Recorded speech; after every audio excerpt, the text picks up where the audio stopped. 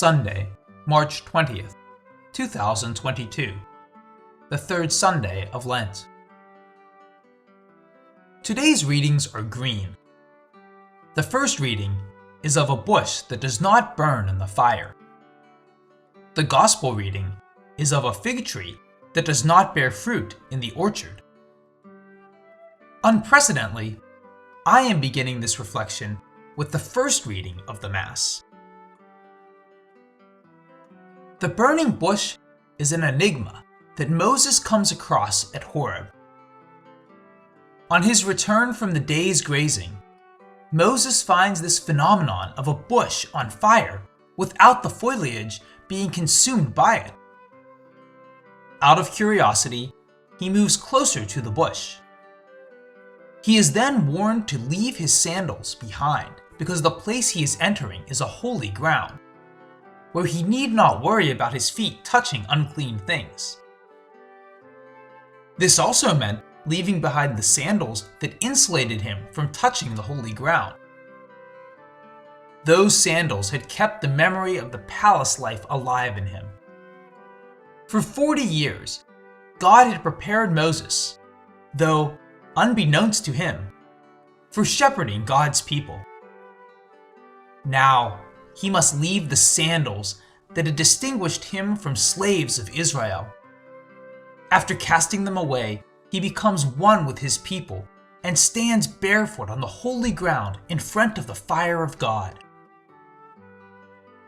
In that event, Moses is given the mission to free Israel. From the encounter with I am who am, the fire within him burned with a passion to liberate God's people. The experience of the burning bush has cleansed him, made him aware of his mission, and fired up the rest of his life. For us, the holy ground stands for a spiritual state.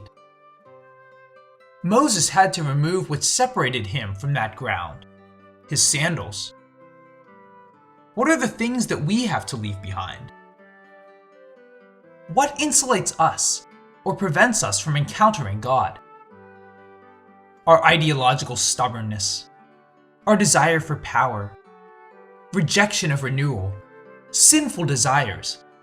These could be anything, varying from person to person. Leaving them behind is to begin the mission of God, to become God's spokesperson. This image of the burning bush has captured my early adult spiritual experience and my sense of mission. I remember when I had to lead a holy hour in the seminary. I found a beautiful bushy plant and asked the priest to expose the Holy Sacrament in the middle of it. The image still remains with me to this day. The image calls me back repeatedly to myself, to my vision of the mission. For Moses, his own life had become a thorn to himself and to others. He had killed someone to save his fellow Israelites. But his intentions were questioned by the very ones whom he saved. Misunderstood, he had to run away from the palace where he was raised and ended up as a shepherd, a real tough job in comparison to his former royal life. He was growing up as a wild, thorny bush.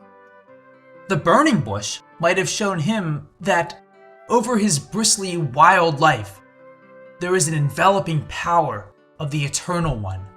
I am who am. One of my favorite spiritual gurus, Bobby Catatad, says, Moses found the flames not only over the thorny bush, but also over the thorny, painful experiences of his life. He found divine coverage over the rest of his life.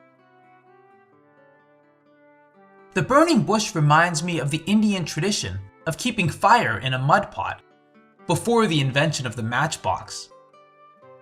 The little flame inside a pot later became a symbol of preserving wisdom or the memory of divine presence in the heart. The story of Prometheus in Greek mythology is another symbol we might recall. He brings fire to the humans from the heavens. It is very childish to think that the story is just about fire. It is more about what is preserved inside, without getting exhausted. In the Gospel today, Jesus asks the listeners to overcome their perspective of sin and retribution, much like Moses was asked to leave his sandals behind. They had to get beyond the idea that the people who got killed were more sinful than the ones who were living, ultimately making God a murderer of all the sinful people. Jesus demands us to throw away that perspective. On the ground of sinfulness, he says, anyone present was as vulnerable as those who got killed. Jesus says it is the lack of conversion that leads to perdition, not sinfulness itself. Jesus was challenging the ideological stubbornness of Pharisaism and made serious dents in the security of the holier-than-them attitude.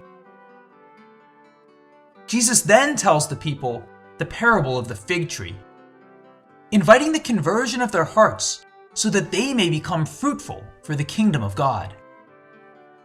Fig trees blossom and fruits begin to grow before the leaves appear in the spring. It reminds us to share the fruits of the gospel even before we appear to be strong and sturdy. The Lord waits. He nurtures us until we bear fruit. And bear we must. Bear the fruits of the gospel.